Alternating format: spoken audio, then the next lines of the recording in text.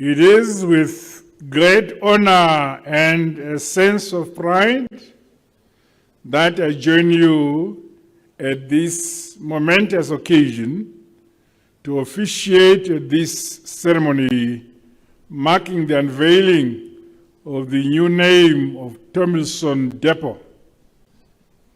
This cantonment area will now be called Chimoyo Camp Depot.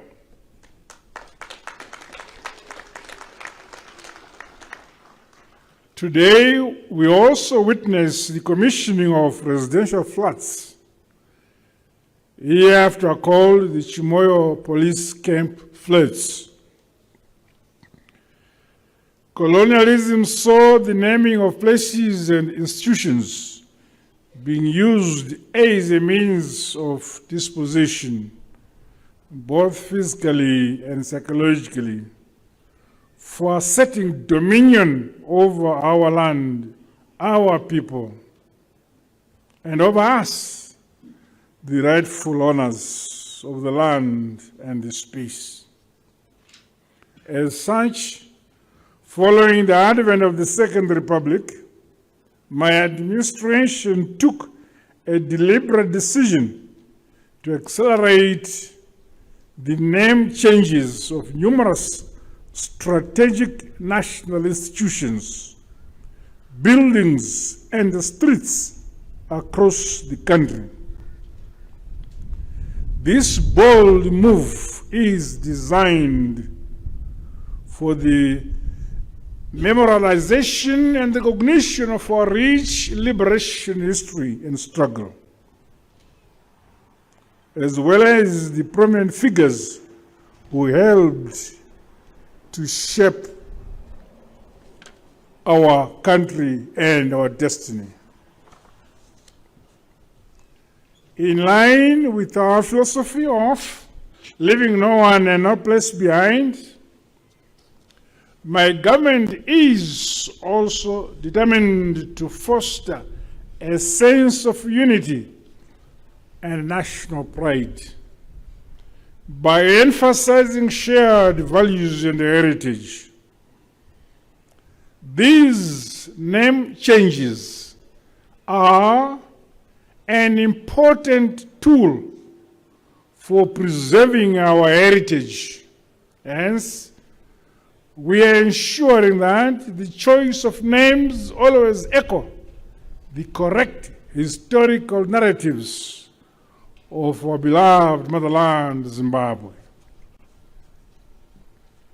It is critically important, therefore, that naming of our institutions should reinforce who we are as Zimbabweans and as Africans. The background of the names should be frequently explained and to serve as a reminder of the past, educating both present and future generations about our country's history and the diversity of our nation. The renaming ceremony of this important facility in our security establishment is coming after the name change of Morris Depot to Mukushi Police Academy. The heinous and atrocious events that took place during the first and second Chimrenga, Mvikela, and the personal sacrifices of many sons and daughters of Zimbabwe should never be taken for granted.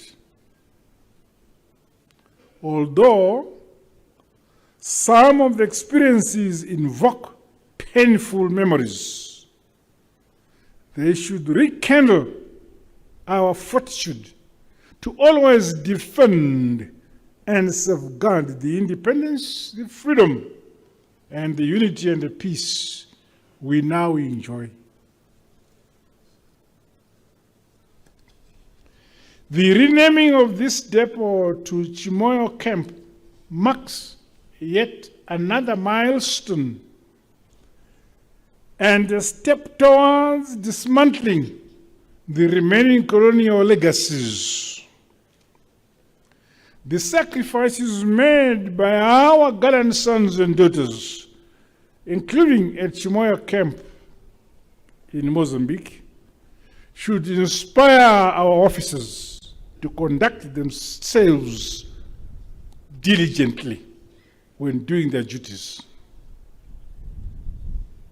Through such deliberate initiatives, we are giving our country a truly Zimbabwean identity and memorializing the significance of Chimoyo camp in Mozambique, among other places, and incidents that connect us permanently to the bitter armed liberation struggle. In doing so, we are paying special tribute to our brothers and sisters in the frontline states, both departed and living. They sacrificed their freedom and their peace by sheltering us, providing us with food, giving us space to construct our camps and to train, and supporting us with other requisite material resources we needed to prosecute the armed struggle. Zimbabwe shall always remain eternally indebted to them for these acts of solidarity and support. We also honor our sons and daughters who lost their lives in Mozambique and other countries in the region, as well as our sister Revolutionary Party Frelimo, the government and people of Mozambique who sheltered us. To them we say, muito obrigado. Thank you. A luta continua. The struggle continues. Comrades and friends, the importance of decent accommodation for any employee cannot be overemphasized. To this end, the commissioning of these 4 blocks of residential flats is part of my government's efforts towards ensuring better working and safe conditions for our public officers. Our public servants require safe and good places to stay with their families, for them to be effective in the delivery of quality service to the nation. This is no different for our country's police officers, who carry out very important and demanding roles in our society by maintaining law and order, as well as safeguarding our peace and security. I'm aware that with the current strength of men and women, the magnitude of resources required to provide institutional accommodation for our police service throughout the country cannot be underestimated. As such, my administration, under my watch, will continue to explore innovative ideas and strategies to provide decent institutional accommodation for my officers. This should ensure that the deployment or transfer of officers and their families to other stations is seamless, with minimum disruptions. I challenge the Zimbabwe Republic Police, the Ministries of Home Affairs and Cultural Heritage, local government and public works, as well as national housing and social amenities, among other stakeholders in this field, to scale up collaboration and innovation towards addressing the housing needs for the civil service in general. The need to revamp and strengthen the Zimbabwe Republic Police construction units in all provinces must be urgently addressed. Meanwhile, as part of providing decent accommodation, particular focus must be on the integration of climate-smart technologies and the provision of appropriate recreational facilities, among other amenities necessary. Such consideration will help build climate mitigation and adaptation across the built environment and prevent the youth from engaging in antisocial behavior such as drug and substance abuse. Comrades and friends, countrymen and women of Zimbabwe, my government remains mindful that besides the residential accommodation, the Zimbabwe Republic Police requires resources for them to efficiently and effectively fulfill their constitutional mandate. As such, resources will continue to be mobilized to capacitate the police to effectively deal with emerging challenges which, among others, include transnational organized crimes, armed robberies, and of course, road traffic accidents, among others. As we modernize and industrialize our economy, specialized police training and capacity building programs will continue to receive the necessary support. We are determined to equip our officers with the knowledge and skills to handle critical policing missions within and beyond our borders. However, I commend the Zimbabwe Republic Police for maintaining peace and security in our beloved motherland, Zimbabwe.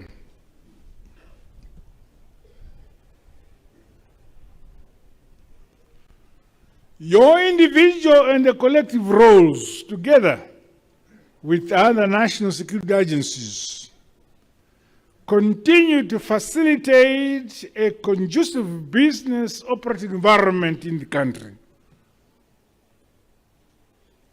This, of course, is a fundamental necessity for investment, for trade, and the attainment of sustainable socio-economic development. Well done, congratulations, our police force.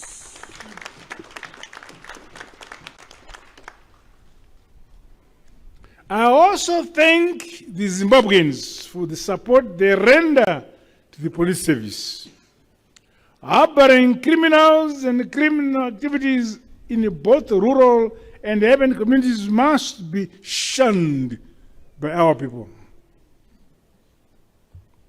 Emboldened by our development philosophy, let us take advantage of the peaceful and stable environment to work hard in every sector and contribute towards the attainment of Vision 2030.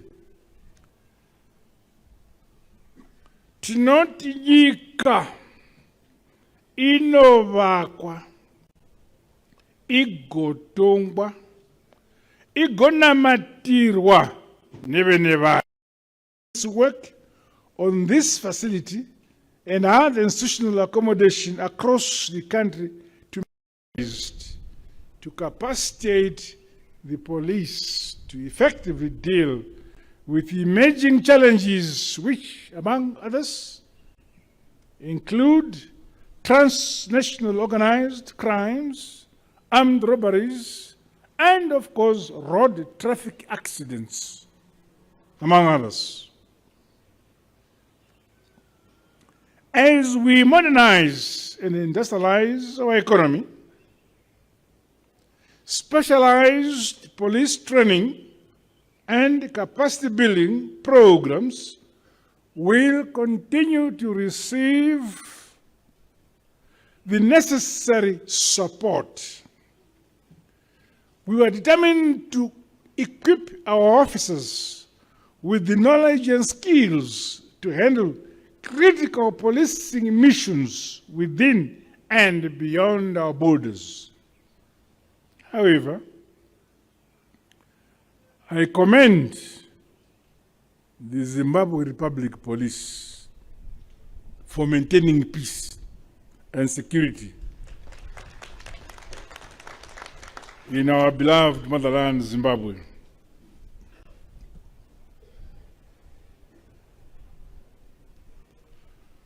Your individual and the collective roles, together with other national security agencies, continue to facilitate a conducive business operating environment in the country.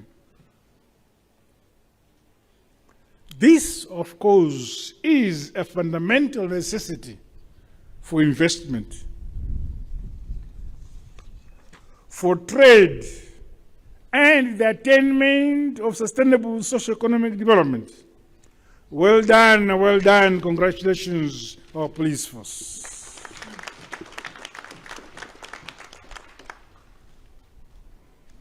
I also thank the Zimbabweans for the support they render to the police service. Harboring criminals and criminal activities in both rural and urban communities must be shunned by our people. Emboldened by our development philosophy, let us take advantage of the peaceful and stable environment to work hard in every sector and contribute towards the attainment of Vision 2030. Tinoti nyika inovakwa, igotongwa, igonamatirwa nevene vayo. Ilizwe lakiwa, libuswe, likulekelwe ngabanikazi balo. Hallelujah. In conclusion, I wish to congratulate all the partners, the ministries, departments, and agencies who took part in the construction of these apartments. It is my expectation that these new blocks of residential flats will go a long way in addressing the housing needs of our police force. To the beneficiaries, I urge you to be responsible and take good care of these apartments.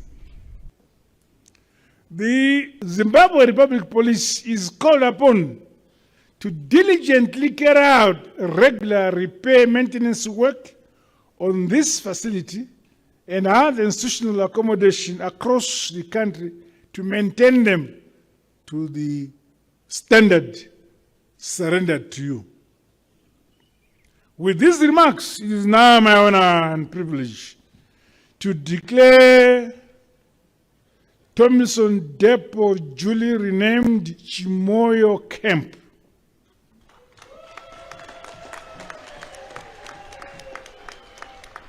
and also to declare the Chimoyo Camp residential flats officially commissioned. God bless you all. God bless Zimbabwe.